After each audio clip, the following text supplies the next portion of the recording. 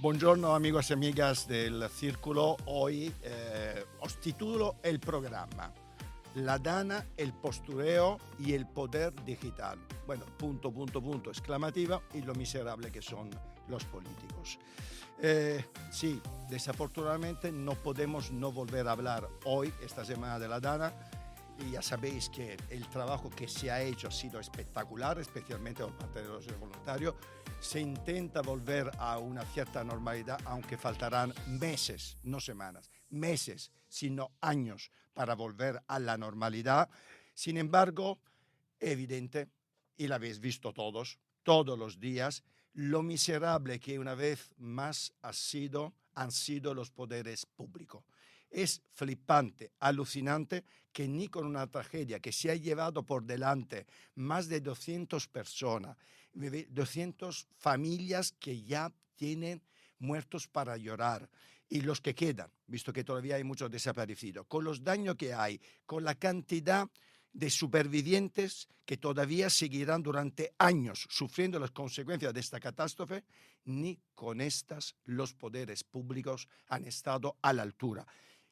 15 días, todavía no hemos visto a Feijóo y a Pedro Sánchez, el presidente del gobierno, sentarse juntos para hablar de esto. Todavía no ha dimitido a nadie, aunque hoy grabamos este programa, a lo mejor mañana que el señor Mazón va a dar una rueda de prensa, yo creo que va a cesarse o a dimitir por lo menos 3 consejeras de las que estaban al mando directo, aunque para mí debería dimitir él también, porque es evidente que como jefe del gobierno de la comunidad autónoma, no asumir responsabilidades cuando sabemos que no ha estado a la altura las diferentes horas que debería estar, estaba en otras cosas. Creo que ya por eso en cualquier país hubiera dimitido.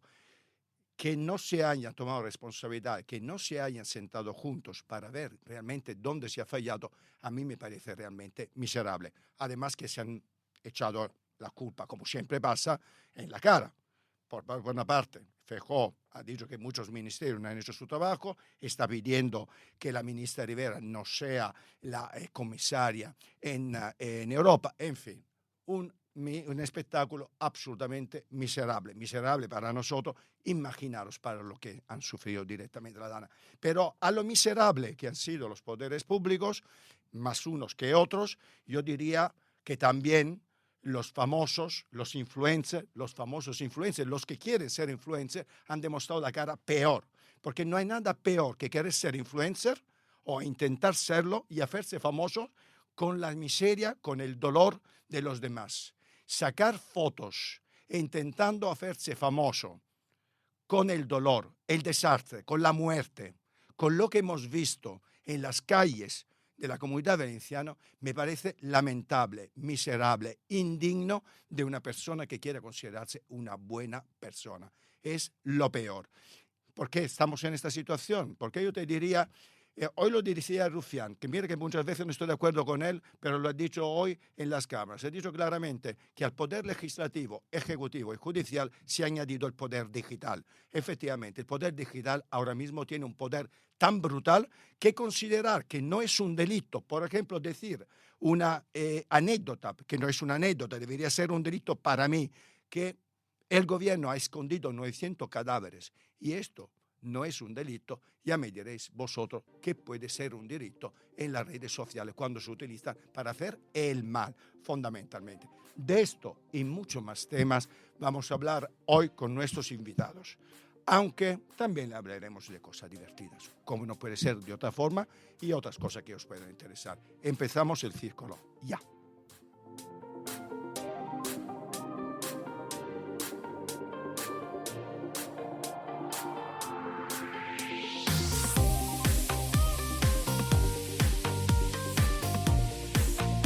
Bueno, uno de nuestros invitados a mí casi me ruboriza presentarle, porque es una de las caras más conocidas de la tele en este país. Guste o no guste, y a quien no le gusta, porque se aguante, es Kiko Matamoros. Bueno, yo creía que te iba a ruborizar presentarme, porque ¿qué hago yo? No, ya ves aquí. De tu corte. Bueno, tú sabes Pero tú sabes que yo te admiro y yo creo que estamos aquí tú y yo. Además vienes sin cobrar, hay que decirlo, mutua. Porque nos admiramos, creo que tenemos postura a veces muy diferente, pero creo que hay un respeto recíproco por lo que hacemos cada uno de nosotros en nuestra vida personal y también en nuestra vida profesional. Por lo tanto, tú estás aquí porque tienes que estar, porque tu opinión me interesa y mucho. Y si te parece, antes de meternos un poco a hablar de otras cosas, algunas menos trascendentales, ¿qué opinas de lo que ha pasado en Valencia? ¿Has visto mi entradilla al programa de hoy? ¿Has visto lo enfadado que estoy? Sí. Y creo que represento ni la mitad o ni una décima parte de lo que puede estar enfadada la gente en Valencia. ¿Qué opinas de todo lo Yo que ha creo pasado? que no solo en Valencia, ¿no? La gente está muy cabreada en todos lados. Hay un espectáculo dantesco, triste, muy triste, que es el drama de todas las víctimas de esta catástrofe medioambiental, ¿no? Eso es evidente, eso es lo que hay que poner por encima de todo. Y a partir de ahí hay que pensar en ellos cada vez que se toma una decisión o no se toma. Es decir, que al final el grandísimo problema con el que nos estamos encontrando es la elusión de responsabilidades. A mí esto de que no es el momento de hablar de responsabilidades... Joder, no, sí es el momento. Es el momento. Joder, ¿Cómo que no es el momento de hablar de responsabilidades? Vamos a ver, han pasado 15 días. Mire usted, aquí hay que señalar públicamente las responsabilidades de cada uno y cada uno tendrá que asumir, como decimos, su propia responsabilidad. A mí me parece absolutamente obsceno que el señor Mazón comparezca dentro de 2 días en el Parlamento de su comunidad autónoma y responda a lo que quiera responder. Yo creo que antes debería dimitir o anunciar en ese mismo momento su dimisión. Y me parece absolutamente, desde el punto de vista político, un error brutal que el Partido Popular no se cobre la cabeza del señor Mazón. A mí que caigan 2 consejeras o 3, hay 2 concretamente que creo que es absolutamente, haga lo que haga Mazón, tienen que salir de sus puestos porque han más que sobreexpuesto públicamente su incapacidad, no solo para la gestión, que es evidente, es decir, una señora que está encargada de ese área que desconozca el sistema de alertas, pues es de verdad, es dramático. Pero está cobrando un sueldo que no debería cobrar. No, pero ya no es el sueldo que no deberían cobrar. Porque a mí yo creo que los políticos en este país están mal pagados. Lo digo de verdad. Pero claro, a lo mejor desde esa premisa nos creemos que como están mal pagados puede estar cualquier inútil en cualquier puesto. Y eso no es admisible. Es decir, el político tiene que tener una vocación de servicio y en esa vocación de servicio está más que sobreentendido que tiene que conocer al dedillo cuáles son sus tareas, sus funciones y desde luego cómo funciona el organismo o la institución a la que pertenezca y cuáles son sus responsabilidades. Eso por un lado. Luego, por otro, está el tema de Mazón. El tema de Mazón es absolutamente escandaloso, se mire por donde se mire. No solo por su incapacidad, que es mucha, no solo por su irresponsabilidad, que es todavía mayor, sino además porque encima pretende que la responsabilidad es de otros. Hemos entrado en un juego de elusión de responsabilidades. Aquí nadie estamos en el y tú más de siempre, es decir, siempre que hay un problema de corrupción, de lo que sea, es y tú más, y te saco el pasado. Pero no dimite nadie. Oye, en este país no dimite nadie. No, dimite nadie. Y lo dice, mira, yo he tenido alguna responsabilidad, te quiero decir, en el tema político tangencial. Yo he sido asesor, he trabajado para el consejero de Obras Públicas y Transportes de la Comunidad de Madrid durante unos años. Fui asesor en los principios de los 90.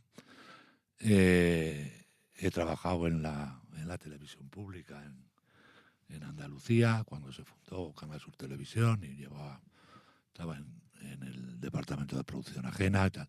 Tengo alguna relación. Encuentras con tú que estuviste como asesor en una comunidad autónoma como Madrid, que no es pequeña. No. ¿Tú crees que ha cambiado la calidad de los políticos que había en ese momento y la que hay ahora? Mira, yo no quiero descalificar a toda la clase No, política porque evidentemente. sería absolutamente injusto. Pero sí, entiendo que ha habido una degradación del nivel tanto formativo como la capacidad de gestión de la gente. El problema mira, cuando empezó la democracia en este país nos encontramos gente muy preparada para el ejercicio. Sí, de todos los partidos. Sí, pero muy preparada. Desde el porque, comunista hasta la derecha. Vamos. claro, pero porque llevaban muchos años en esto. Preparándose. Y llevaban muchos años en esto y además supieron rodearse de gente más o menos competente. No estoy hablando de que evidentemente no hubiera corrupción en aquella época, que había bastante menos de la que ha habido luego, pero bueno, que también la había, pero sí que había un firme compromiso con el pueblo, había un firme compromiso de sacar un país y un sistema Servicio público. adelante. Servicio público. Y yo te voy a decir, mira, yo en las dos ocasiones que te he dicho que he trabajado para la consejería y para Canal Sur Radio Televisión Andaluza, sí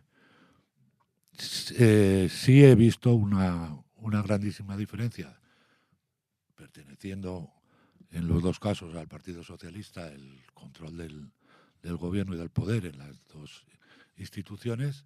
Yo en la Consejería de Obras Públicas de Madrid, que era consejero don Julián Revenga, Miralles, viceconsejero, director general de Transportes, mi amigo y mi querido amigo Lorenzo Hernández,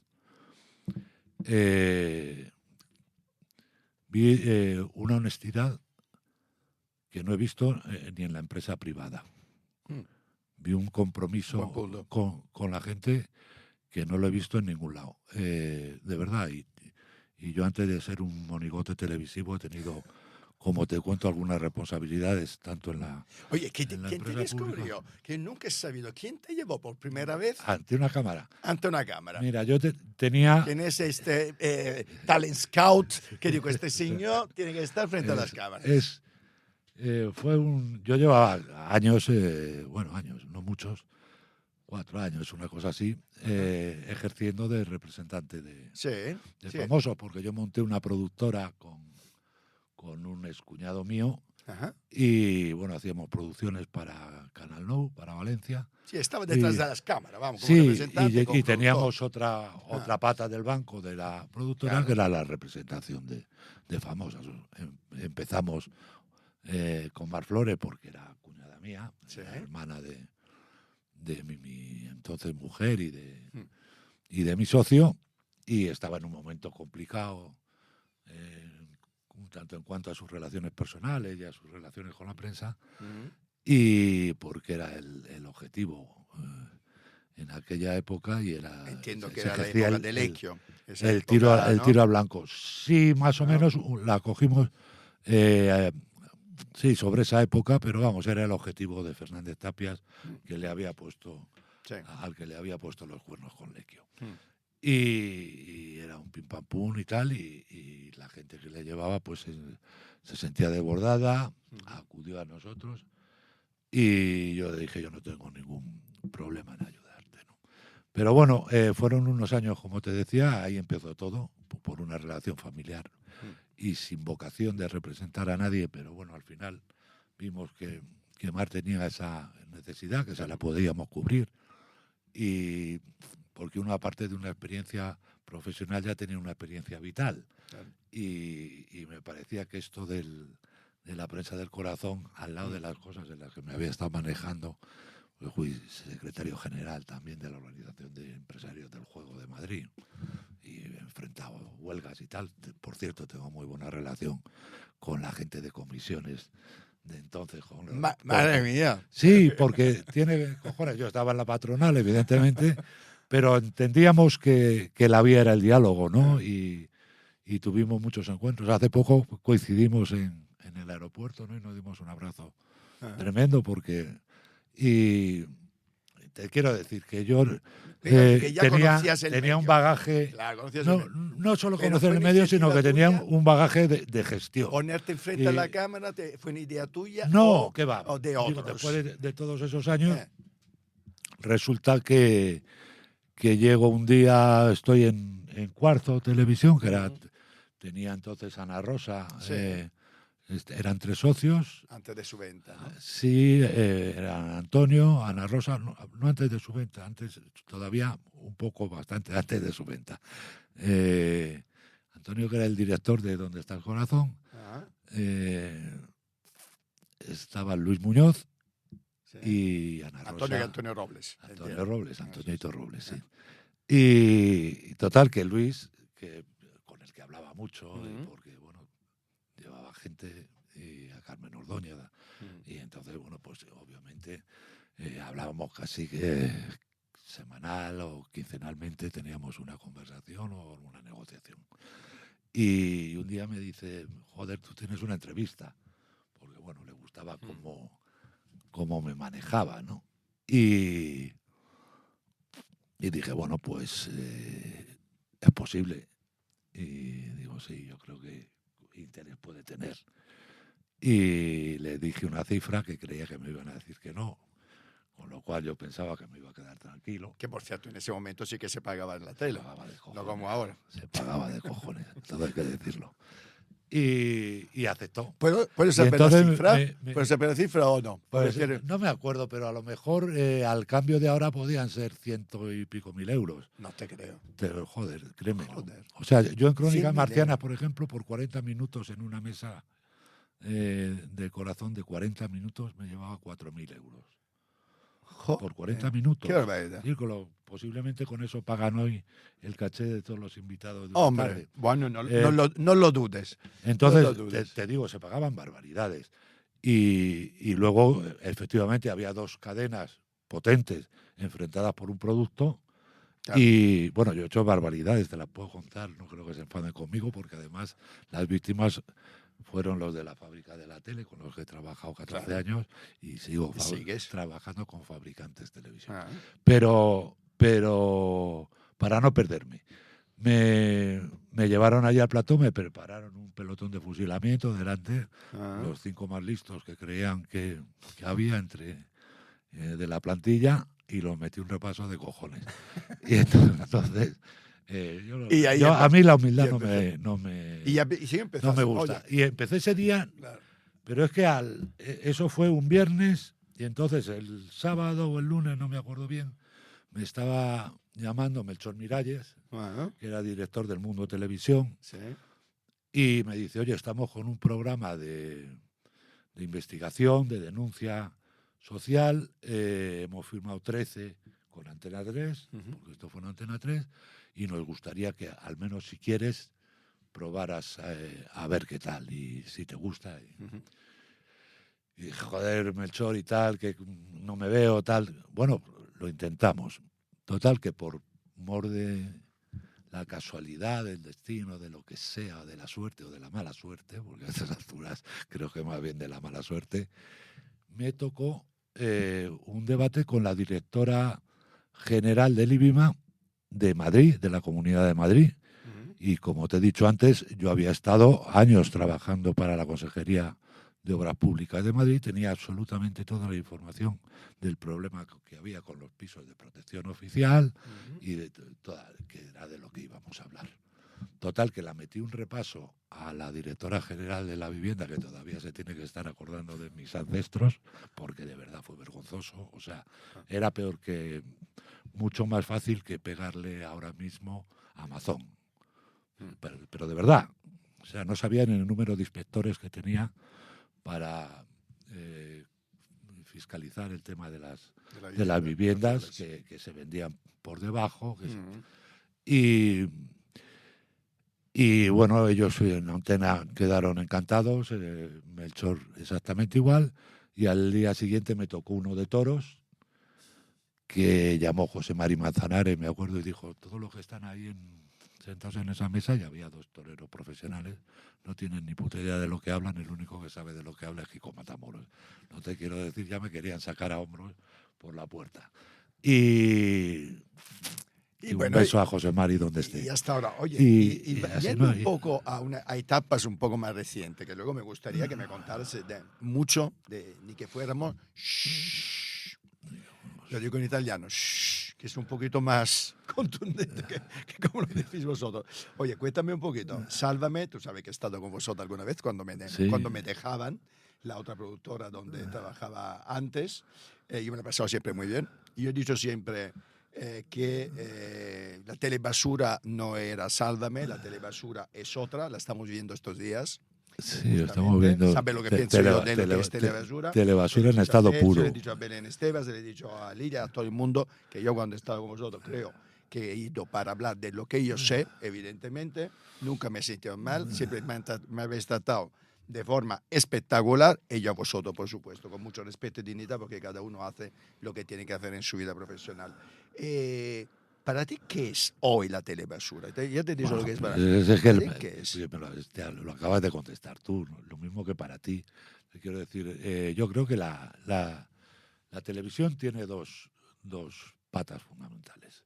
Una es la información, que es un deber que debería ser sagrado, y otro es el entretenimiento. Sí, señor. En el campo del entretenimiento entiendo que vale todo o casi todo, menos, evidentemente, faltar al respeto y a las normas básicas por las que se tienen que regir las relaciones entre los seres humanos. Es decir, a mí no me vale ni la difamación, ni la injuria, ni todo eso. Pero todo eso, evidentemente, está contenido en el Código Civil y en el Código Penal. Por lo tanto, el ciudadano tiene armas para defenderse de todo eso, si en un momento dado invaden tu intimidad. Es decir, que hay una delgadísima línea roja entre lo que hacemos y como decía, el Código Civil. Pero, y vosotros habéis mantenido siempre. Bueno, ahí, siempre hay sentencias, denuncias, sentencias condenatorias y tal. Es. Yo en mi caso tengo 45 denuncias y solo he perdido una. Por eso te digo. Te quiero decir que bueno. Que quien se ha sentido ofendido te ha denunciado. Me ha denunciado con todo su derecho. Claro, te quiero decir que yo solo respeto profundamente. Pero eso es una cosa, y eso es desde el punto de vista del entretenimiento fundamentalmente. Y por otro lado, existe una obligación formativo-informativa, quiero decir, que lo que tienen las televisiones públicas. Y no solo las públicas, sino las privadas, que tienen una licencia para ejercer esa actividad, como cualquier medio de comunicación. Y entonces ahí sí que nos encontramos con el fango, como le gusta decir al presidente del gobierno, fango. Pues bueno, fango hay en todas las direcciones y en todas las pistas del circo este. Y últimamente estamos viendo demasiado. Y últimamente mucho.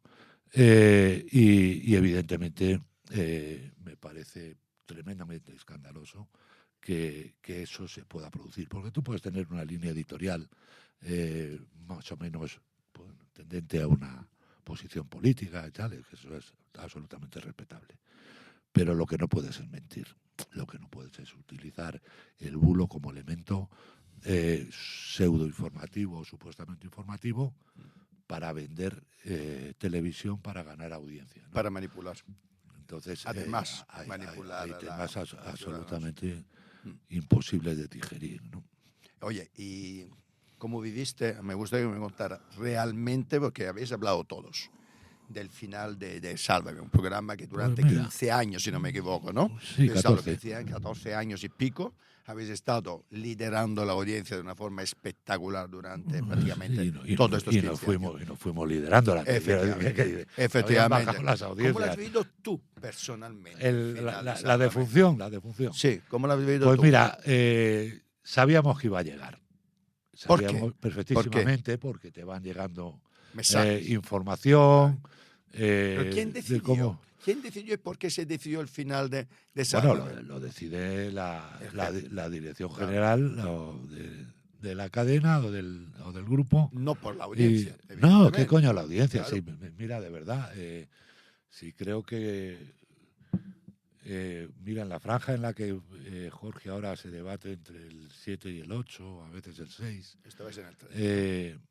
nosotros hacíamos un 11, un 12 con media hora de publicidad en esa hora. O sea, que estos que van limpios, imagínate lo que tendrían que hacer, si de verdad fueran como íbamos nosotros. Y luego nos quitaron la hora en la que más audiencia subíamos y más subíamos la curva, que era de 7 a 8.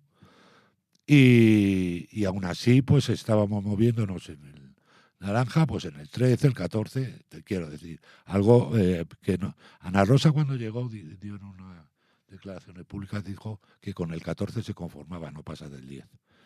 Que con el 14 se conformaba y no pasa del 10.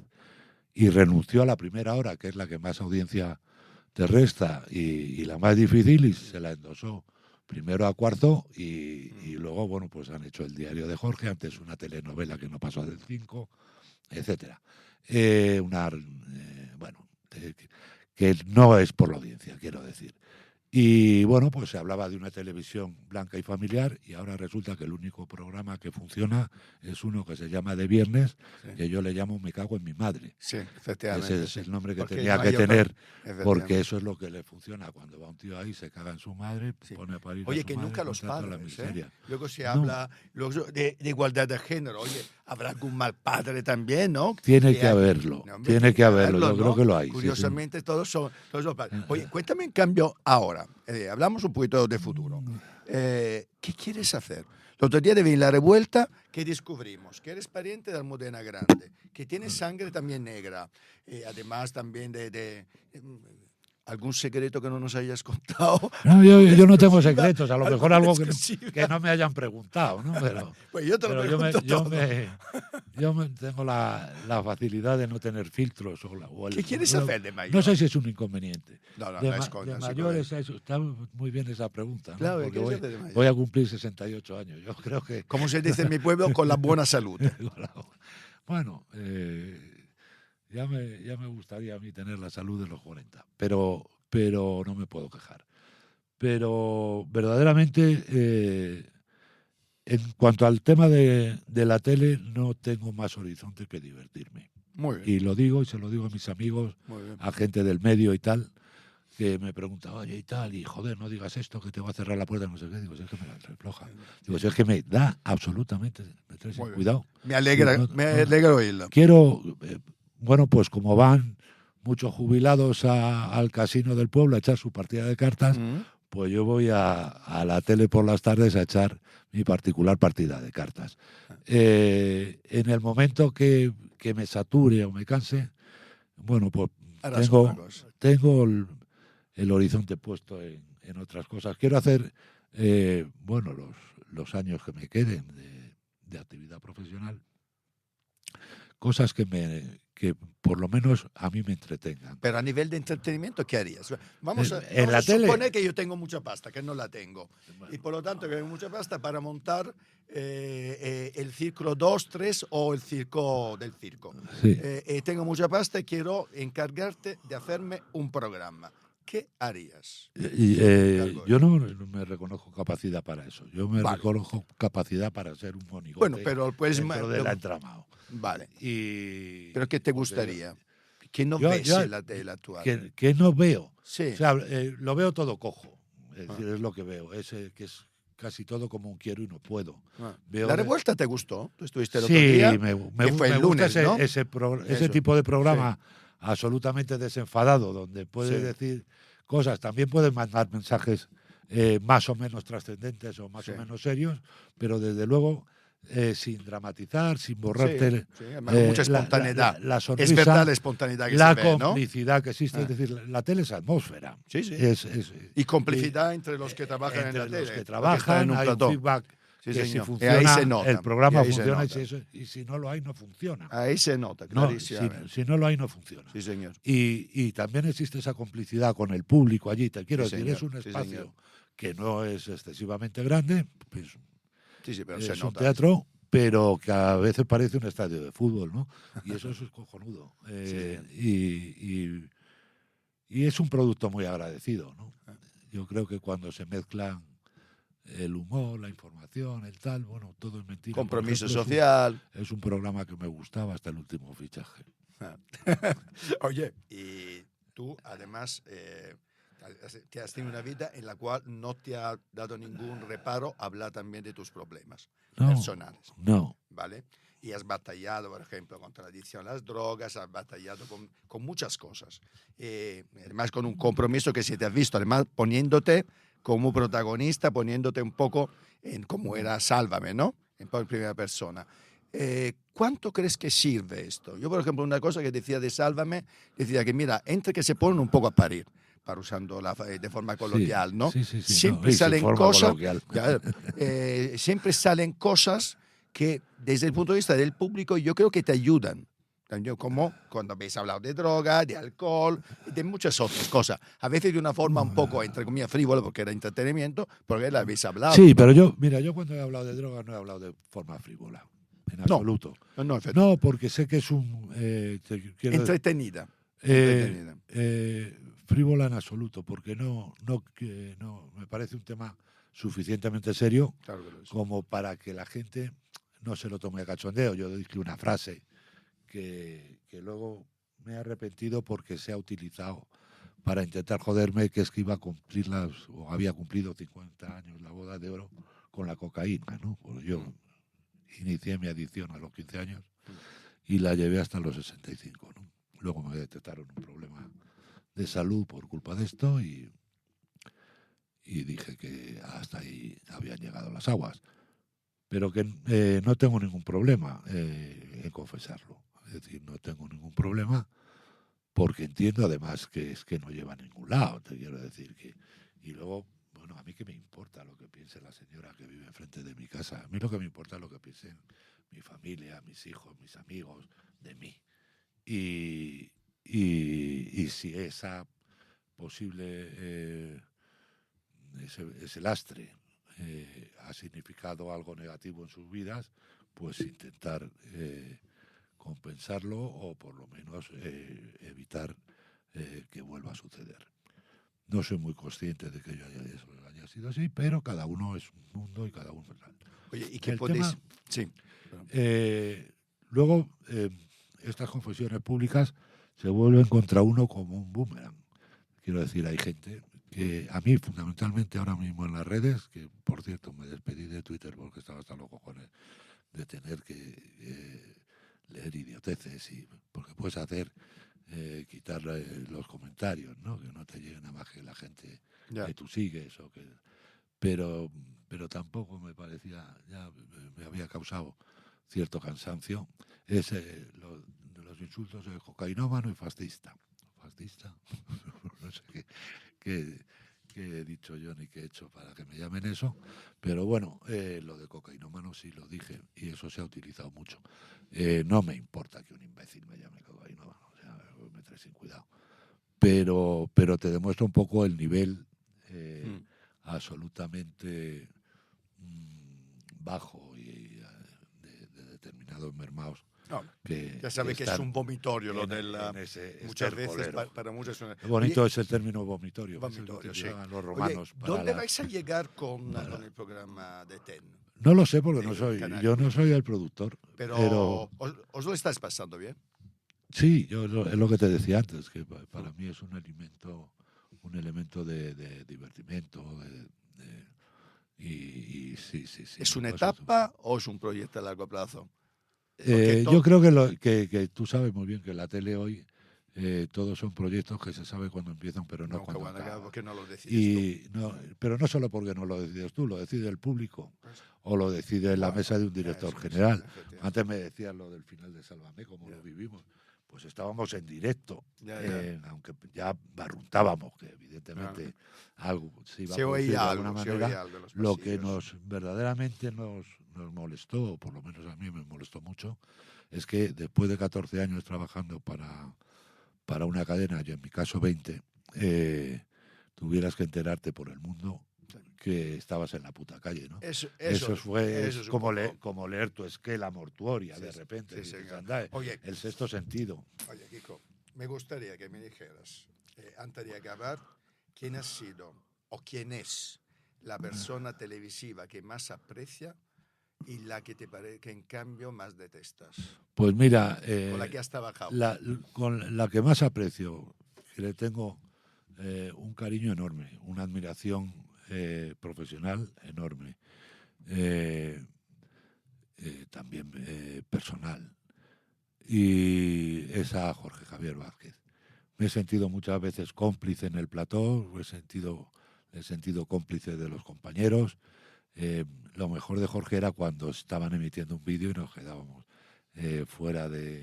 salíamos de pantalla y entonces se podían hacer comentarios y tal. Y era rara la tarde que no te tenías que reír 4 o 5 veces. Y luego tiene una parte, a pesar de esa, bueno, parece un poco presencia invasiva, tal y cual, tiene una parte muy humana y muy... yo recuerdo que había muchas veces que nos decía, joder, parad con este tío y tal. Decía, Jorge, no seas gilipollas, es un idiota. Decía, pero no te das cuenta de la capacidad que tenéis para destruir, Y para mí si he tenido a alguien, por los años que he trabajado a su lado, por lo mucho que he aprendido de él, porque he aprendido un huevo, y porque me ha trasladado o me he empapado de su propia filosofía, de cómo se tiene que entender el entretenimiento. Yo antes, cuando veo cosas mías de hace muchísimos años, digo, joder, qué ridículo era. Me parecía que pomposo, que tal, ¿no? Y no, hay que trascender. ¿Y el que en cambio menos aguantado o que más has detestado? Pues mira, ahora mismo detesto porque detesto mucho a Iker Jiménez. O sea, me parece un terrorista informativo. Y hay cosas, tú puedes jugar con los extraterrestres, con los ovnis y contar lo que quieras contar del mundo paranormal. Pero hay otros mundos que hay que respetar muchísimo más, ¿no? Y es lo que hablábamos al principio del programa, ¿no? Me parece que tú no puedes lanzar determinado mensaje desde una plataforma pública, sea la que sea, ¿no? Pues tienes tu minuto de oro para acabar. Bueno, mi minuto de oro a es... A tus fans. A mis fans no sé si me queda alguno, pero en cualquier caso... Hombre, alguno seguro. Bueno, después del paso por la revuelta creo que alguno ha vuelto a ser fan. Pero no, deciros que estamos ahí en Canal Ten, ni que fuéramos... Y que estamos todas las tardes, de lunes a viernes, de 4 menos 10 a 8 de la tarde, y que estamos allí para pasarlo bien, para entretenernos, para comentar la actualidad y para que vosotros también en vuestra casa podáis disfrutar un poquito y limpiaros de información tóxica. Es decir, queremos vender entretenimiento y vendemos entretenimiento. Y nada más, que muchísimas gracias a los que me habéis seguido muchísimos años y ojalá sigáis este programa que merece la pena. Pues muchas gracias. Un placer.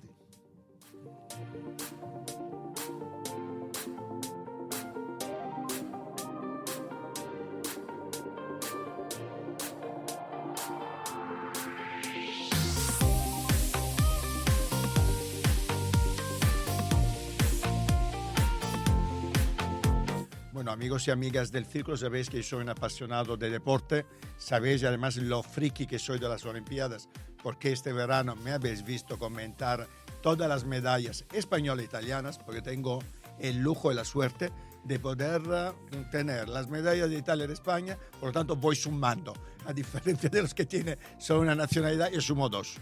Pues Alejandro Blanco es nuestro invitado. Desde 2019, Alejandro, estás dirigiendo el Comité Olímpico Español. Un lujo y supongo un gran orgullo, ¿verdad? Bueno, primero encantado de estar aquí contigo, sabes que te aprecio y te valoro mucho. Igualmente. Y segundo, déjame que te diga que estoy desde el 2005. Ah, 2005, sí. Perdona, me has quitado años. No, 14 años, está muy bien. Te he quitado años. Y además vienes de una de una cita muy importante, muy bonita. Estamos comentando antes, fuera de cámara, que la última vez que habíamos visto públicamente los Reyes había sido en Valencia, por supuesto apoyando a todos los afectados por la Dana, y en cambio hemos visto hoy a los Reyes recibiendo a más de 100 atletas olímpicos y paralímpicos en la zarzuela. Así supongo que ha sido un momento muy, muy bonito. Bueno, ha sido un momento bonito, emotivo, y es verdad que el deporte español siempre cuenta con el apoyo de la familia real, así ha sido históricamente, pero en estos momentos más, ¿no? Además que se da la coincidencia de que Su Majestad el Rey fue el abanderado en Barcelona en el 92, y hoy los Reyes son los abanderados de esta España que representa a los deportistas, competitiva, sin complejos, igualitaria, ¿no? Estar con los Reyes es un lujo siempre, un honor siempre, y en estos momentos tan difíciles y de tanto dolor como hay en España más, ¿no? ¿Qué balance, qué foto das hoy de nuestro deporte, Alejandro? ¿Cómo ves la salud del deporte español en este momento? Bueno, yo creo que estamos en el mejor momento de la historia. Es decir, si nos fijamos en los Juegos Olímpicos, hemos tenido 18 medallas, 5 oros, 4 platas, 9 bronces, pero el ciclo de Tokio a París ha sido el mejor ciclo de toda nuestra historia. Es decir, nunca hemos tenido tantos éxitos, ¿no? En los Juegos se nos han quedado medallas, como siempre, que todo el mundo pensábamos que iban a salir, pero así es el deporte. Y al final creo que tenemos que estar orgullosos de, con los medios que tenemos, tener los deportistas que tenemos y los éxitos deportivos. Somos un país que creo que a nivel de deportistas, de entrenadores y de clubes, somos un país referencia en el mundo, y para nosotros eso es muy importante. Sin duda. Además, yo diría que no solo tenemos un olimpismo y un paralimpismo muy, muy fuerte, tenemos también unos deportes como son el fútbol, el tenis y otros, de los que yo llamo deportes ricos, donde evidentemente España es referencia mundial. Sin embargo, tú hablabas de una cosa, has hablado de medios. De medios que tenemos. A mí me gustaría, yo siempre digo en referencia al deporte, que por supuesto el deporte y especialmente los Juegos Olímpicos son el reflejo de la salud no solo deportiva, sino también económica de un país.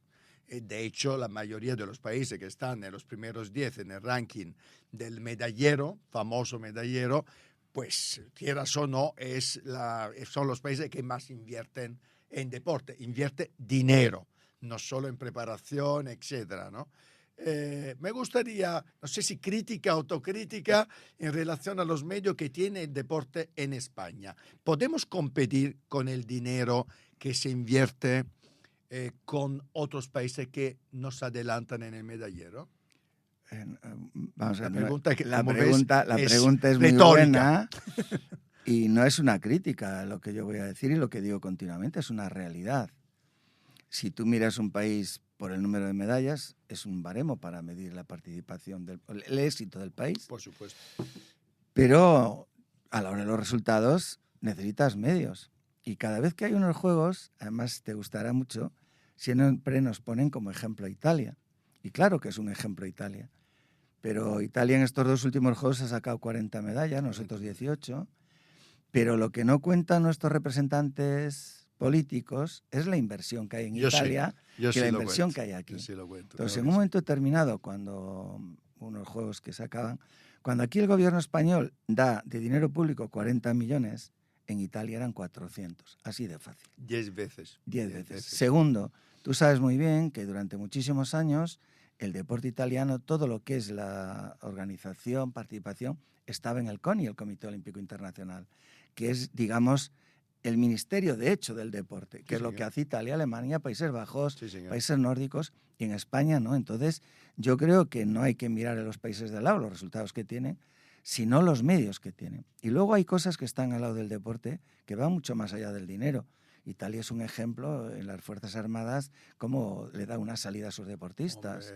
Y claro, eso cuando lo llevas haciendo muchos años, estás creando una cadena, digamos, de desarrollo más potente que la de otros países. Y además, fíjate, no quiero entrar en la melancolía, ¿no? Pero yo me acuerdo hace unos años cuando murió Blanca Fernández Ochoa, ¿te acuerdas?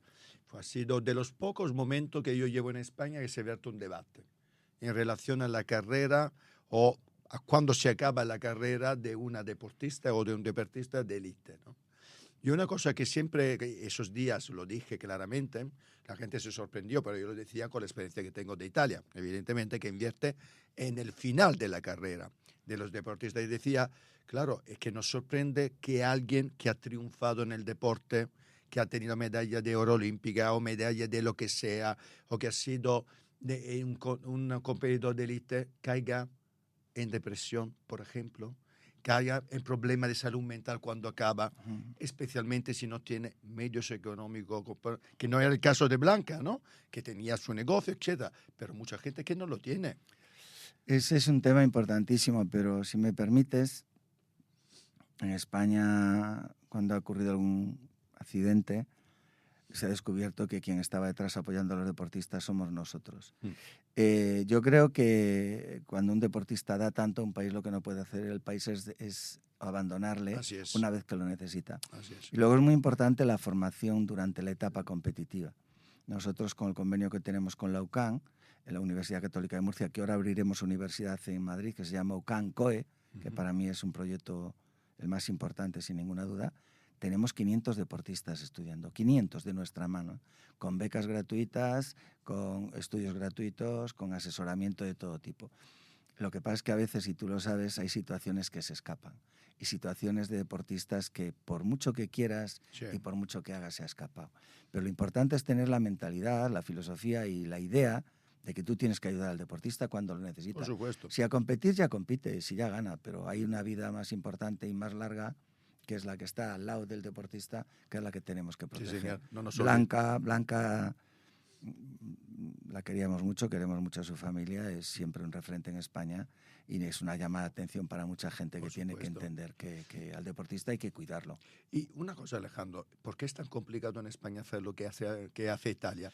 Que sencillamente las Fuerzas Armadas, en Italia son los carabinieri, la policía, la Guardia de Finanza, etc., directamente pues reclutan los diferentes deportistas cuando llegan a una situación de élite, cuando son profesionales de élite o antes de llegar a ser campeones, ¿no? Les dan una salida. Y le dan una salida, claro, le dan un sueldo, le dan un sueldo, además que una profesión para el futuro, bueno, competitiva, no post-agonía. ¿Por qué en España no se hace? Bueno, pues el convenio que firmamos el otro día con la ministra Margarita Robles, yo lo había perseguido. Desde aquí le mandamos un abrazo y además un cariñoso abrazo. Sí, señor. ¿No?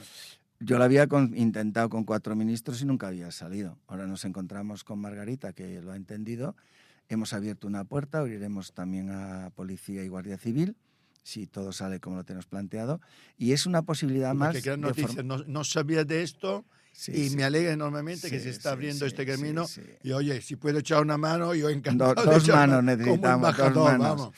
Estamos en esas conversaciones. Qué bien. Y yo creo que es dar lo que decíamos antes, cuidarles. Mucha gente no querrá entrar, pero hay gente que para darle la posibilidad de tener un sueldo, y más que el sueldo, una formación y otra cosa más, al acabar tu carrera deportiva tienes una vida laboral, un currículum que te permite afrontar la competición del día a día, ¿no?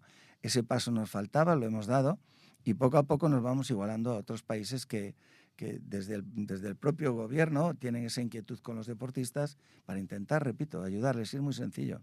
Y hablamos un poquito más de pasta, de medios. Vale. Porque me gusta, a mí me gusta meter en mano donde creo que es importante para seguir triunfando, ¿no? Has comentado que la inversión española son 40 millones. No, digo, cuando aquí eran 40, allí 400. Vale. Y gracias a Dios, en el último periodo, el gobierno español ha hecho una apuesta importante en tanto dinero público como dinero que recibe la Liga de las televisiones, y hay más dinero para el deporte. Bien. Pero, sin ninguna duda, bueno, eso se ha traducido en que el ciclo Tokio-París, los éxitos se han multiplicado por 2, por ejemplo. Es que casi automático. Pero esto es que hay que ir año tras año, no es una etapa de un periodo, o sea, un ciclo olímpico, son muchos ciclos. Y entonces, a medida que vayamos intentando o convenciendo al gobierno de que hay que apoyar el deporte español, los resultados serán mejores. Porque es marca. Es decir, yo lo que digo es siempre... la marca blanca claro, del país. Es decir, al final el deporte es una de las marcas fundamentales para un país. Marca España lo hace el deporte, como lo hace la cultura, la música, en muchísimos otros aspectos. Pero ¿qué hay de más importante para la marca de un país que efectivamente ver que tus atletas están triunfando. A veces en deporte que tienen un efecto además, ¿no? Llamada para los jóvenes, en fin, y para el dinero privado también. También, que pero también es sacar sobre importante. todo la labor del deporte, la labor social. Y hablamos de mi país, al que quiero tanto, que es España. Lo que hace el deporte no lo hace ninguna otra actividad. Entonces creo que no solo por los resultados, no solo por ser la marca más seguida en el mundo, hoy en España en el mundo es más por lo que es más reconocida es por el deporte, por el nivel de nuestros deportistas, y a partir de ahí hay que construir, ¿no? Creo que no solo está la élite, la importancia que tiene el deporte para toda la sociedad, ¿no? Creo que si consigues que el deporte entre en la sociedad, tendrás una sociedad más habituada al ejercicio, al esfuerzo, al trabajo, más sana, al diálogo. En fin, yo creo que tienes una sociedad, diría, más completa. Los retos más inmediatos para ti, para el COE, ¿cuáles son? Los retos más inmediatos, ahora para mí es el día 26 la presentación de la Universidad UCAN COE, eso me hace muchísima ilusión. Cerrar el acuerdo que quiero cerrar con, como te decía antes, con Guardia Civil y Policía Armada, y luego ya preparar los siguientes juegos. Ya tenemos los Juegos de la Juventud en deportes de invierno, ya vendrán los Juegos del Mediterráneo, los Juegos Europeos, los Juegos Olímpicos. Ya empezamos. Para ti, ¿qué representó? Sabemos perfectamente que el accidente del beso de Rubiales, que acompañó como anécdota desafortunada este mundial ganado por el fútbol femenino, que fue extraordinario. ¿Qué representó este momento en lo positivo, deportivo, y en lo negativo, esta anécdota desafortunada, pero que ha tenido un peso social tremendamente relevante? ¿Cómo te acuerdas de ese momento? Fíjate, me acuerdo de la trayectoria del equipo femenino. Si recuerdas, y lo recordará toda la gente que te sigue, que es muchísima, tuvieron una etapa mala que ellas mismas la superaron y llegaron y ser campeonas del mundo. Es algo que verdaderamente creo que es, después del Mundial de Sudáfrica, el mayor éxito del fútbol de toda la historia, ¿no? Máxime cuando el fútbol femenino estaba empezando y había países que nos llevaban mucho tiempo. Y estaba viendo la final, vi la entrega de medallas, yo no vi el beso, y evidentemente, como dices, no fue un hecho para aplaudir y que ha tenido unas consecuencias verdaderamente increíbles, ¿no? Quizá ha sido una llamada de atención a toda la sociedad ante cosas que a lo mejor en un momento determinado no estaban tan, digamos, tan seguidas, que la vida es de otra manera, los comportamientos son de otra manera, y luego hay una cosa para mí importante: si te equivocas solo hay que hacer una cosa, pedir perdón. Sí. Lo siento, me he equivocado. Efectivamente, eso es lo primero. Nada más. Es lo primero. Cosas que ves en gestos normales en el deporte, que se hacían y de vez en cuando se hacen, pueden tener una trascendencia social que ni te imaginas. Enorme. Que se hacen, instintivamente. Antes no pasaba nada y ahora visto desde otro punto de vista, puede crearte un problema enorme. Entonces, cuando tú ves que algo que haces, en algunos casos natural, tiene una repercusión negativa, lo que hay que decir es: lo siento, pido perdón. Efectivamente. Y más en deportes como el fútbol. Y a propósito de fútbol, sabes que el fútbol, siendo el deporte más, no sé si multimillonario o multibillonario, etcétera, siempre está expuesto, evidentemente, lo positivo y lo negativo. Con este efecto positivo y negativo también en lo social. Es indudable que muchas veces nos encontramos con problemas, desde actos de racismo, que sabemos lo que ha ocurrido en las últimas semanas, yo diría días, porque es constante el problema, a otros temas relacionados con homofobia, etcétera, etcétera. Desde tu punto de vista, los clubes hacen lo suficiente para controlar los ultras, para controlar las células un poco más extremistas, que no dan muy buena imagen. Yo creo, de este deporte. En general creo que sí. Lo que pasa es que imagínate un campo con 80.000 espectadores o 60.000 y mañana 3 energúmenos se ponen a chillar. Las cámaras y los medios siguen a los 3, no siguen a los 80.000 restantes. Entonces yo creo que los clubes están haciendo lo que pueden, y a medida que haya casos como estos que no benefician a nadie, que dan una imagen terrible de lo que es la sociedad, porque tú no puedes perseguir ni insultar a nadie. O sea, yo creo que el mundo se construye con muchos valores, pero el más importante es el respeto. Entonces, cuando hay gente así, lo que hay que hacer, tiene que haber unas sanciones de todo tipo verdaderamente importantes, porque un grito en esta dirección puede ocasionar en determinados momentos problemas gravísimos, ¿no? Entonces, yo creo que todas las medidas que se apliquen son pocas. Tiene que haber una dureza muy grande en las sanciones y excluirles totalmente de los campos o del espectáculo deportivo, yo diría del espectáculo social, ¿no? Oye, ¿y los madrileños pueden tener la esperanza que en algún momento, año, Sí, no sigas, decenio, sí. siglo, No sigas, tengamos unas Olimpiadas aquí? No la merecemos. Eh. España, por el nivel deportivo, el nivel organizativo y algo muy importante, el seguimiento que la gente hace al deporte, igual que en Italia, Madrid no ha tenido nunca unos Juegos, se merece unos Juegos. Ahora mismo hay un problema de que hay que tomarse las cosas con mucha tranquilidad. El 28 Los Ángeles, Brisbane 32. El 36 en este momento está en un gran debate hacia dónde se puede ir y son países fortísimos que lo quieren y que tienen un poder, digamos, económico que los demás países no pueden. Volvemos acercarse. Al dinero, volvemos a la pasta, Sí, volvemos a los medios. Volvemos a algunas cosas, ¿no? Pero España, Madrid en concreto no puedo olvidar. Es decir, que desde tu punto de vista hasta 2040... Yo creo que Madrid muy debería hacer un complicado. planteamiento real, porque ahora tienes que hablar con el Comité Olímpico Internacional. Hombre, claro. Y decirles, no es como antes, decirle bien, ¿cuándo estamos dispuestos a que Madrid juegue el partido? Y encaminar todo el instituciones, objetivo, claro. unirse todas las instituciones. Si es el 40, es el 40, si es el 36, es el 36, lucha para pero vamos ellos. para ahí, y todos juntos, ¿no? Oye, Alejandro, tú has estado, porque llevas desde 2005, no me lo voy a olvidar, liderando el COE, has estado en las anteriores candidaturas.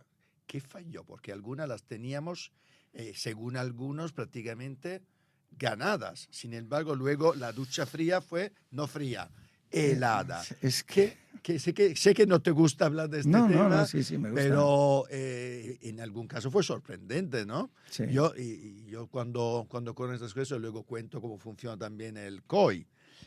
Y la importancia de la pasta, del dinero, ¿no? Que a mí a veces me critican cuando hablo tanto de dinero en relación al deporte, ¿no? Pero tú sabes que la realidad es muy dura y cruel.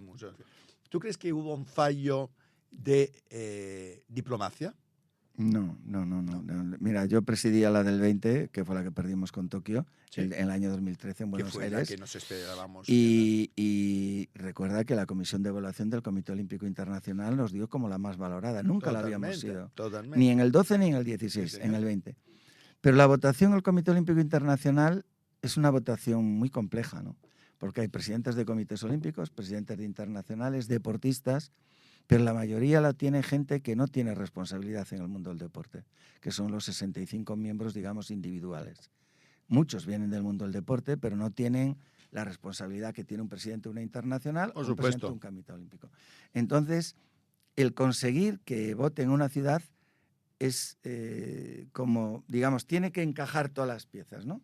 Entonces, hay veces que alguna pieza no encaja, porque no olvidemos que los Juegos Olímpicos es el mayor acontecimiento que puede organizar un país.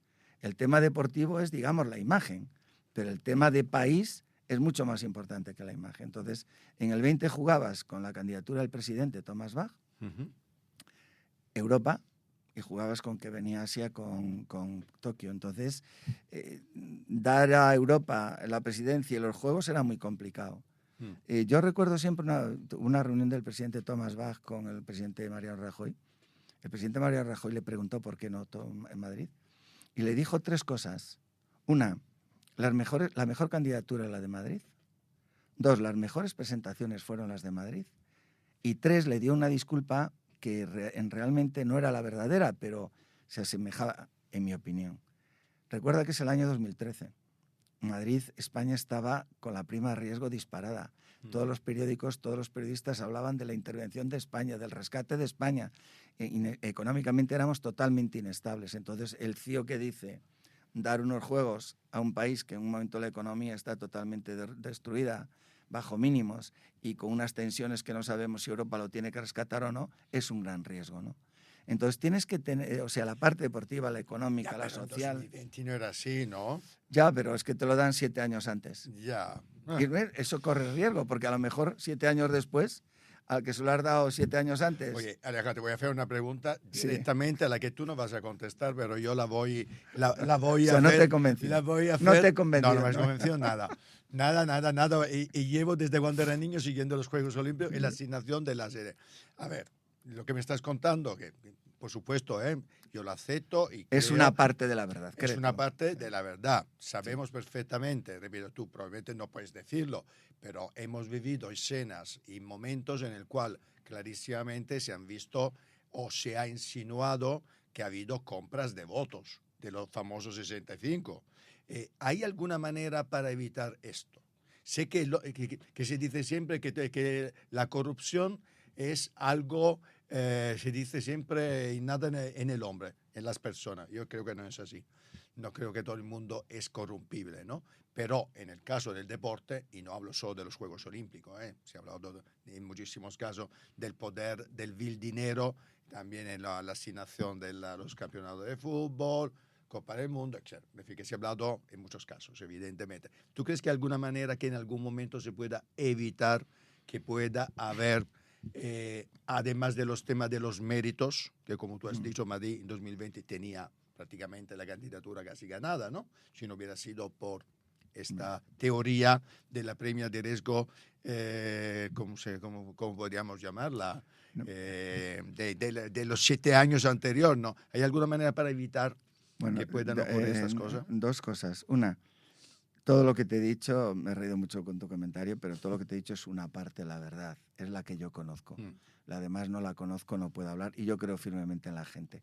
2, yo creo que la elección del 20, nosotros llevamos, como te acordarás, llevamos una forma de entender los juegos de forma diferente, totalmente. Te decía, si el mundo y la sociedad van en una determinada dirección, tú no puedes ir en la contraria porque al final la sociedad te va a comer, ¿no? Así es. Gracias a Dios perdimos en el 2013, pero gracias a Dios perdimos en el 2014, en el año 2014 se aprobó la nueva agenda en la que la organización de los Juegos era todo lo que Madrid decía. Se aprobó en Mónaco y el comentario de los periodistas internacionales, miembros tío, pero esto era lo que Madrid decía y no le dimos los Juegos. Bueno, no nos dieron los Juegos, nos dieron la razón. Ahora ha cambiado todo. Como te contaba, tú eres el Comité Olímpico Internacional, yo soy de España y te digo, quiero hacer unos Juegos, ¿cuándo puedo ir? Y a partir de ahí voy de la mano con el Comité Olímpico Internacional. No hay que hacer inversiones, no hay comisión de evaluación. Cuando el Ejecutivo del Comité Olímpico Internacional dice está preparada esta candidatura, se aprueba en la Ejecutiva y se lleva a la Asamblea. Con lo cual, los miembros de la Asamblea solo van a ratificar o rectificar lo que dice el Ejecutivo. Pero no hay, digamos, la subasta de yo doy esto, yo doy esto y yo doy esto. Porque en cuanto estemos en ese mundo, no tenemos muy pocas cosas que hacer ya. Efectivamente. Muy pocas cosas que hacer. Me has contestado con muchísima diplomacia. No. Me has contestado con mucha diplomacia. Te cuento. Pero es una realidad. Yo creo que para ganar unos juegos, para empezar, todas las administraciones locales, autonómicas y nacionales tienen que estar de acuerdo e ir a por una, evidentemente, y luego trabajar con el COI, evidentemente. Pues yo creo que no nos queda prácticamente nada que comentar. ¿Tienes alguna cosa que añadir? Bueno, luego tienes el minuto de oro, 2 minutos de oro, para hablar tú a tu público. Algo que nos hemos dejado, que te parece súper relevante para el futuro del deporte en España. Algo que no estamos haciendo bien o que es mejorable. Yo creo que lo que es importante es que todos los que tienen la responsabilidad política entiendan la importancia del deporte. Y que no nos quedemos solo en la élite. Es verdad que si hablamos de la élite podemos estar orgullosos, pero para llegar a la élite hay el deporte base, hay el deporte escolar, hay el deporte universitario, hay la importancia que el deporte tiene en todos los campos. Infraestructuras. Yo creo que tenemos un gobierno, creo que de 22 ministerios. El deporte afecta a los 22 ministerios. Tú no puedes entender la vida de un país sin deporte. Entonces yo creo que cuando entiendan eso y realmente sean conscientes de la importancia, no solo en temas de salud, de educación, sino en temas sociales que tiene el deporte, podremos hablar de un modelo del deporte totalmente distinto. Y económico también. Y económico, sí. Ya ves, yo soy obsesionado con los medios. Alejandro, te dejo tu minuto, 2 minutos para todos los que nos están viendo y escuchando. Bueno, no, es complicado hablar hacia la gente 1 minuto sin tener un tema concreto, ¿no? Pero insisto mucho en la importancia del deporte en nuestro país. Y vivimos unos momentos complicados. vivimos unos momentos en que tenemos que reflexionar todos. Y hay algo que en España, que se discute de casi todo, como en Italia, hay algo que en España la gente quiere, la gente admira, la gente aplaude, que es el deporte y a nuestros deportistas. Sí, señor. Entonces, démoslo entre todos, entre toda la sociedad. No pensemos solo en los 380 que van a los Juegos o en los 5.000 deportistas de élite. Pensemos que practican deporte 26 millones de personas y pensemos que si somos conscientes y capaces de incluir los valores del deporte en nosotros, en nuestro corazón, seremos mejores personas y haremos a nuestro entorno mucho mejor, ¿no? Yo creo que todo del deporte es el llamamiento que yo hago siempre y que solo lo podremos conseguir si todos, absolutamente todos, buscamos este objetivo y recorremos el mismo camino. El deporte es bueno para todos. Para todos, para todos. Muchas gracias, Alejandro. Siempre Muchas un placer gracias. tenerte. Un placer estar aquí contigo.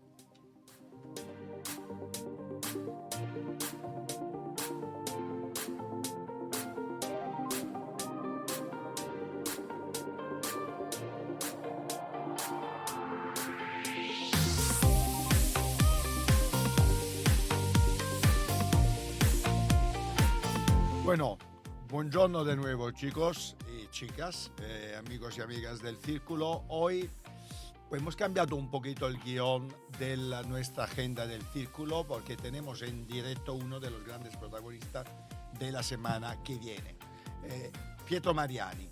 Probablemente no lo conocéis, aunque es uno de los profesionales de la tele, especialmente en Italia, más conocidos. Y durante muchos años ha estado trabajando, incluso realizando programas de televisión. Viene aquí porque nos presenta un proyecto muy bonito, que es un concierto. El Concierto per Utopía. Concierto per Utopía es un concierto que se va a realizar aquí en el Círculo de Bellas Artes, Teatro Fernando de Rojas, la semana que viene, el 19 de noviembre a las 20.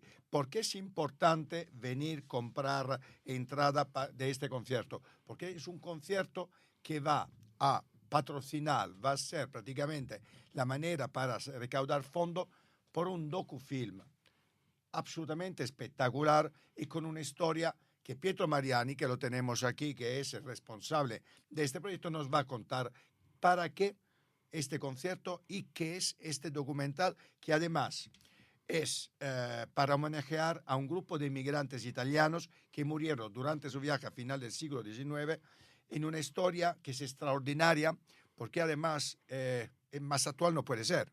Ya conocéis los problemas relacionados con la inmigración, ya sabéis que el Mediterráneo sigue siendo, yo digo siempre, un cementerio para los inmigrantes, es un cementerio todavía hoy, por lo tanto, creo que es actual.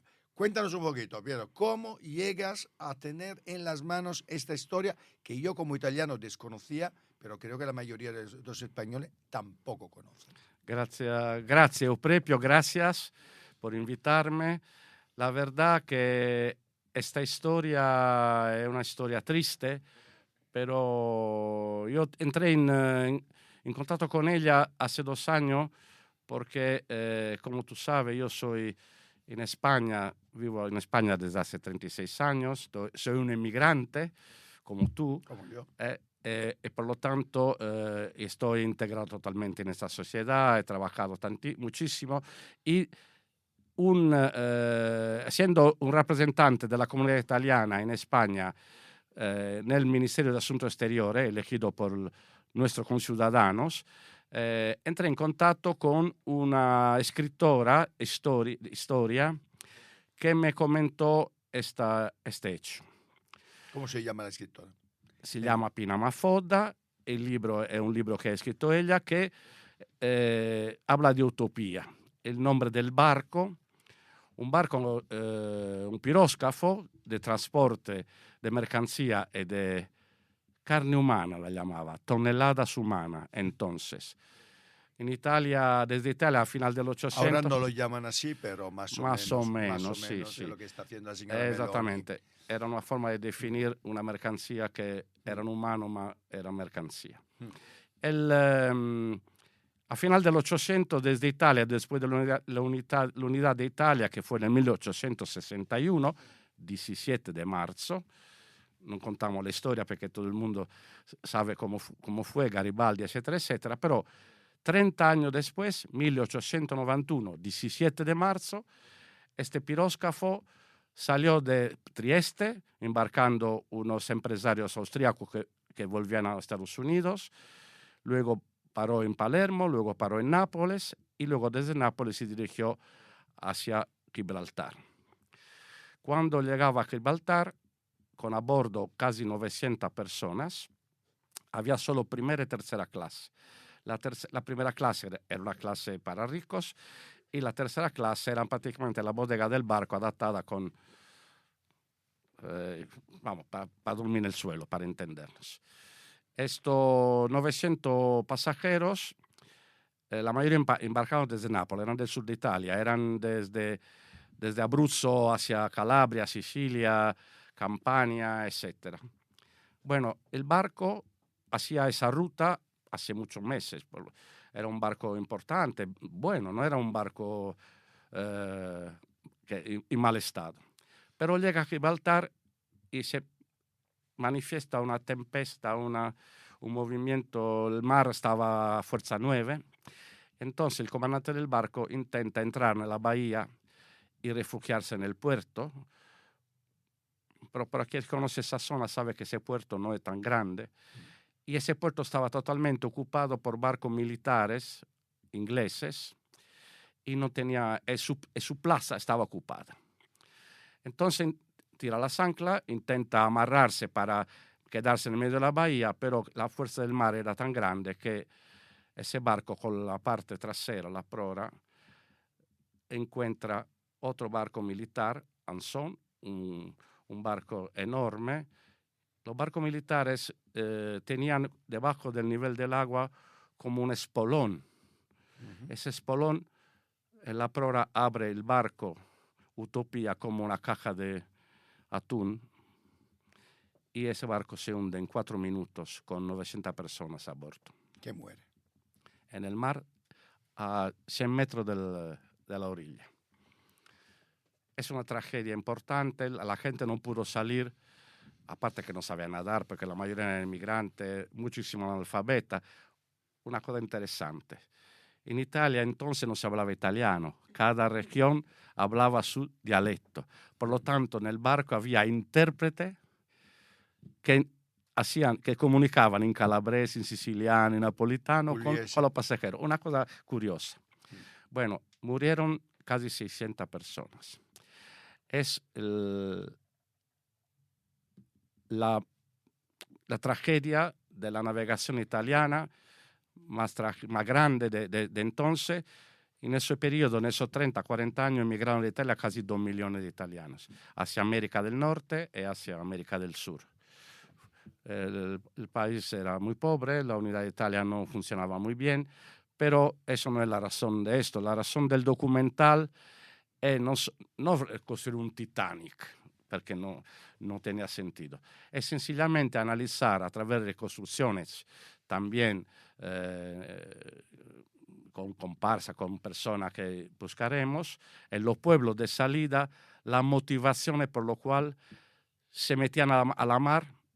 Hombre, pensar que hace 132 años ir a la América era como para hoy ir a la Luna. O sea, no sabían quién salía, se volvería nunca o se llegaría a puerto, como estos 600 no llegaron a puerto. Hombre, lo más importante de esta historia, no sé tú, pero yo vengo de una familia de migrantes donde de los 20 tíos que tengo de parte de padre y de madre, sumándolos son 20, pues unos cuantos, 9 han sido emigrantes. Es una historia que en Italia como en España hemos vivido muchísimos, ¿no? Y además con historia que afortunadamente la mayoría no son desafortunadas, todo lo contrario han sido historias, por lo menos en mi caso, de mi familia muy afortunadas, porque todos han conseguido hacer su vida, mis tíos, mis primos y todos, pero la realidad que hoy, como sabemos perfectamente, muchas de las historias de inmigración que hemos vivido en los últimos años, algunas son trágicas, como justamente Utopía, como este barco. Por lo tanto, cuéntanos en cambio por qué el 19 los espectadores, los madrileños tienen que ir al teatro para ver este concierto. ¿De qué es el concierto? A ver, cuando hace un año pensamos de crear este docufilm, reconstruyendo un poco la historia, ma analizando también la motivación de la inmigración, no solo italiana, ma en general, los movimientos de los pueblos que cambian su casa y se ponen a la mar para buscar una fortuna y futuro, decidimos buscar fórmulas de financiación. Entonces yo tengo muchos amigos en el sector del arte, incluidos músicos, y empecé por la música. Muy bien. Entonces llamé un compositor de Cremona, Fabio Turchetti, muy amigo mío, con el cual además colaboramos mucho en otro tipo de iniciativas. Y le dije, oye Fabio, esta es la historia, ¿por qué no me compones una música? 24 horas después me mandó su primera prueba. Luego involucré otro músico sardo, yo soy de Cerdeña, de la isla de Cerdeña, también que él lleva 40 años dedicando su arte a la inmigración, y le dije, ¿por qué no ponéis juntos y me componéis otra música? Y serán 4 piezas, que serán la base musical del film. Muy bien. Entonces, con Andrea Lazzari, el presidente del comité, porque toda es una iniciativa de la comunidad italiana con la cual yo me relaciono, dijimos, ¿por qué no organizamos un concierto en Madrid? Como el 19 hay el evento estrella del año, desde hace 18 años, yo antes era presidente del comité, antes de Lazzari, y se ha dado el premio de la italianidad a todos los italianos excelentes que se distinguen en diferentes áreas de la sociedad, de la cultura, de la ciencia, etc. Yo lo recibí hace 2 años. Tú lo recibiste también, por supuesto. Y entonces dijimos, vamos a aprovechar este evento y vamos a montar un concierto. Entonces hemos creado un grupo de 5 músicos, los 2 que ya he citado, otro de Apulia, son todos, cada uno de una región italiana, ¿no? Porque aportan una parte de su cultura. Luca Congedo, que suena la flauta, y luego me han añadido 2 españoles, un guitarrista, Pedro Medina, flamenco, muy famoso aquí en Madrid, de Murcia originario, y Sebastián Vita, que es un trompetista, también español, pero con orígenes y abuelos italianos de la Argentina. Entonces, este equipo de 5 músicos que se reúne por la primera vez para este concierto lo darán, no a las 20, tú has dicho a las 20, a las 18 horas del 19, antes de la manifestación de los premios. Pues vamos a aprovechar. Tienes un minuto de oro, como sabes, y a nuestros espectadores, a nuestro público, puedes invitarlos a que puedan acudir. Naturalmente, estáis todos invitados. Es un crowdfunding, un mecenazgo, por lo tanto, participar al concierto, no solo disfrutar de la música de altísimo nivel, os aseguro, de estos 5 músicos, ma a contribuir para la financiación de este docufilm. El docufilm se grabará en Italia e en España, en la línea de la Concesión, en Gibraltar, por lo tanto, es una fusión entre las 2 culturas. Si tenéis tiempo y el gusto de poder venir, comprar entradas, hay desde 10 euros a entrada para todos los bolsillos. Para encontrar los billetes, buscar Utopía in Entradium, que es la plataforma que vende la entrada. Gracias. Pues muchas gracias a ti, Pietro, y nos vemos la semana que viene. Nos vemos la semana que viene. A las 18. 18. A las 6 de la tarde. A las 19:30 empieza la otra, que Fantástico. eso no tiene precio, se puede entrar gratuitamente. Nada, tiene que venir al 18 a comprar entrada para financiar el documento. Sí, señor. Muchas gracias. Esperamos todo muy numeroso. Gracias. Gracias.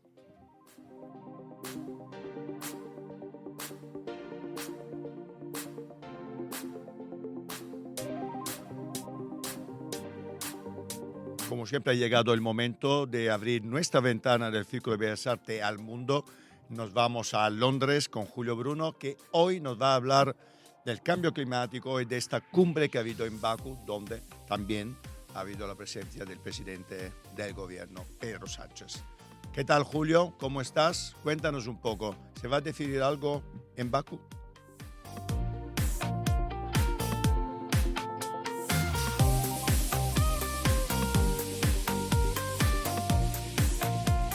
Hola Euprepio y amigos del Círculo Independiente. Hoy os quería hablar de algo tan importante para todos como es el cambio climático, ya que en estos días estamos teniendo la conferencia 29, la COP29, y COP, C-O-P, pues son las siglas de la conferencia Conference of Parties, o la conferencia de las partes, donde se discuten los grandes problemas del cambio climático en el mundo. Los famosos acuerdos de París, que piden que el mundo tenía que bajar la temperatura a 1,5 grados, han sido el centro de lo que son los acuerdos, y sabemos que en el pasado han venido todos los presidentes, han venido gente como la famosa Greta Thunberg, etcétera, etcétera. Y este año, la COP29, porque es la 29 conferencia desde 1995 que se vienen produciendo, es en Bakú, en Azerbaiyán, un país que más del 80% de su Producto Interior Bruto es basado en el petróleo y en el gas, con lo cual bastante controvertida la decisión de hacerlo allí.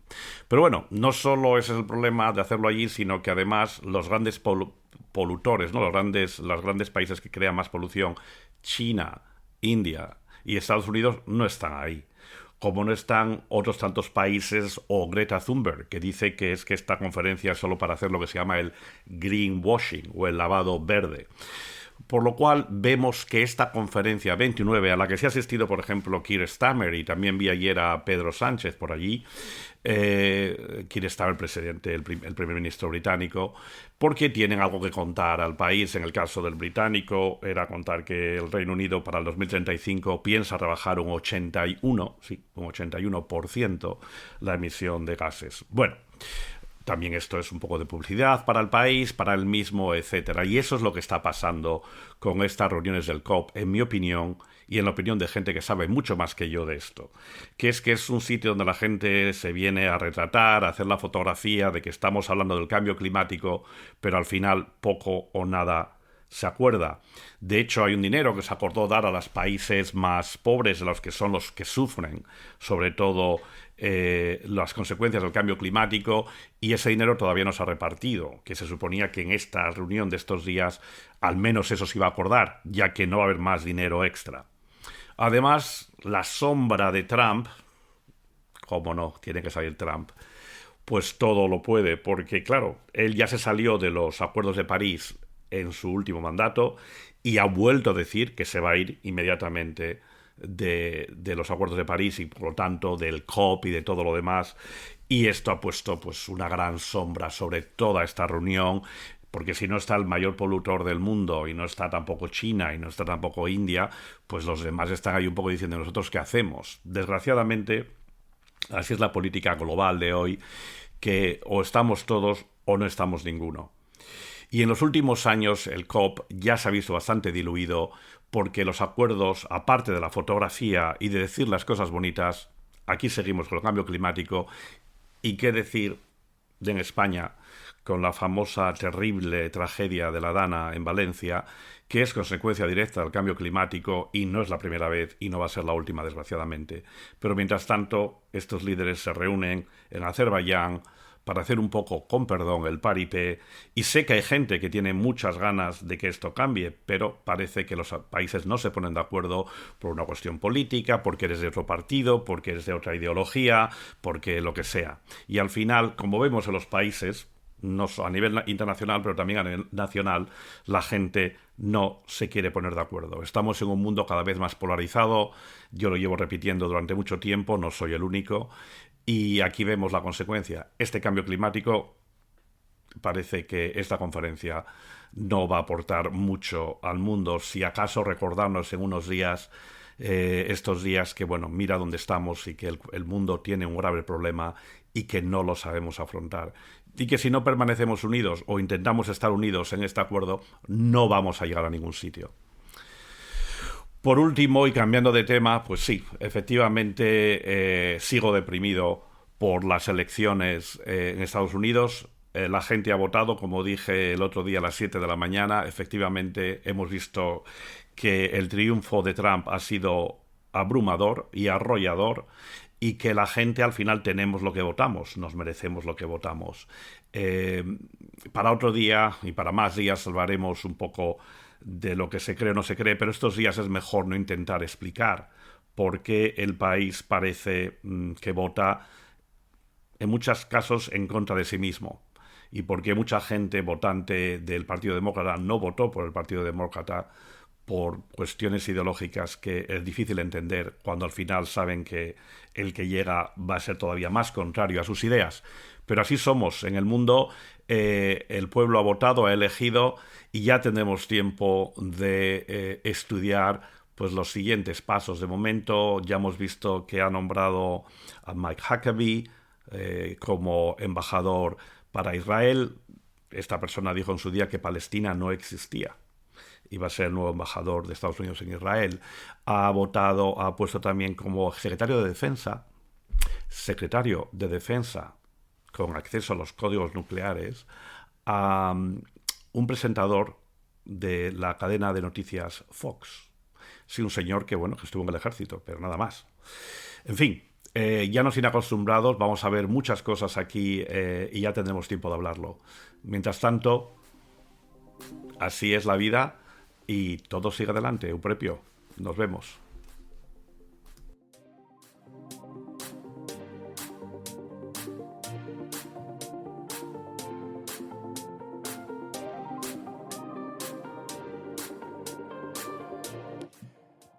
Como siempre llega el momento de hablar de diversidad, de equidad, de inclusión y lo hacemos como siempre con Miguel Ángel San Juan.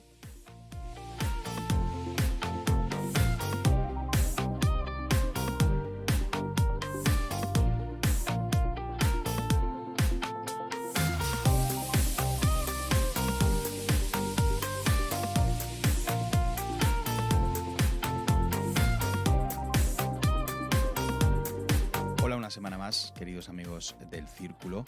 Vamos a hablaros hoy en la sección de diversidad de cultura, porque la cultura en muchas ocasiones es una palanca que favorece también la inclusión de la diversidad. En concreto os vamos a hablar de un documental, un docufilm que se estrena mañana viernes, día 15 de noviembre, en los cines, llamado Waldo, Anatomía de un Dandy, un documental de Charly Arnaiz y Alberto Ortega sobre la figura de Waldo de los Ríos, un músico argentino que estuvo afincado en España en los últimos años de su vida y que en los años 70 fue considerado uno de los genios musicales del momento.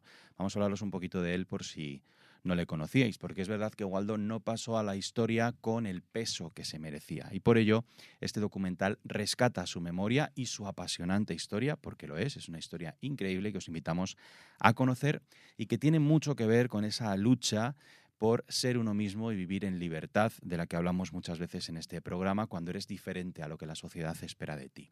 Es una obra, por tanto, que es un canto a la diversidad. Waldo fue el autor de la sintonía de la serie Curro Jiménez, del programa 1, 2, 3, de canciones que todos conocemos y que no sabemos de memoria, de Karina o de Rafael, por ejemplo, por citar a algunos artistas que además participan en este docufilm. Es autor, además, fue el autor de El himno a la alegría, que recuperó y que puso en la voz de Miguel Ríos, lo hizo famoso en todo el mundo y trajo aquella pieza de Beethoven al momento actual, al presente. De hecho, sabéis que hoy es incluso el himno de la Unión Europea. Este docufilm es una obra maestra que rescata multitud de grabaciones del propio Waldo y material como fotografías, partituras o escritos que fueron recopilados por Miguel Fernández, autor de la biografía de Waldo, cuya colaboración ha sido inestimable también para sacar adelante esta película. Waldo estaba obsesionado con no caer en el olvido, de ahí que se conserve todo este material que él mismo grabó, y ahora, gracias a Miguel y a los directores Charly y Alberto, su recuerdo viene precisamente a recordarnos que hasta hace muy poco aquí, en España, en este país, que un hombre amase a otro suponía la cárcel o incluso la muerte. Hasta hace muy poco, aquí en España, los homosexuales eran delincuentes para la justicia y enfermos para la medicina. Waldo, de hecho, se suicidó siendo muy joven, a finales de los 70. Hoy tendría 90 años, si pudiera estar aquí con nosotros. Y seguramente nunca lleguemos a conocer todas sus sombras, ni ese mundo interior que le atormentó y que le llevó al suicidio. Pero sí que queremos que su vida, su obra y su recuerdo nos ayuden a no olvidarnos de todo esto, de la importancia de asegurar que todos, absolutamente todos, podemos vivir en libertad. Hoy es de nuevo necesario tener esto presente por la ola de conservadurismo que sabéis que existe y desde la victoria de Donald Trump, de la que os hablamos en el último programa, mucho más, por ese temor que existe a que también aquí en Europa tome impulso la extrema derecha. Hay políticos que quieren volver o que anhelan aquella época de represión y de injusticia, y esto no puede ser. Por tanto, dejemos que Waldo nos inspire, que su historia nos inspire, para que se impongan la cordura, el respeto y el amor. Gracias a Dada Films y a Entertainment por esta maravilla de obra que se estrena mañana viernes y que no os podéis perder porque os va a encantar. Hasta la semana que viene.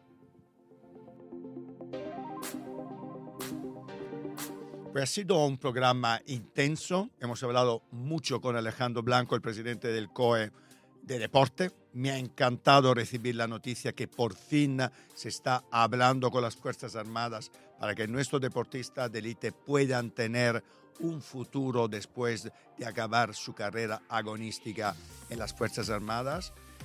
Hemos hablado también de la importancia de los medios para el deporte, para que subamos en el medallero.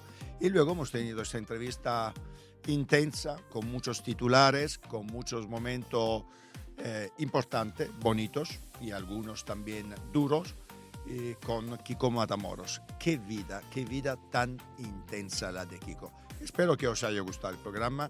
Nosotros, como siempre, nos escuchamos y nos vemos el jueves que viene. Os abrazo. Chao.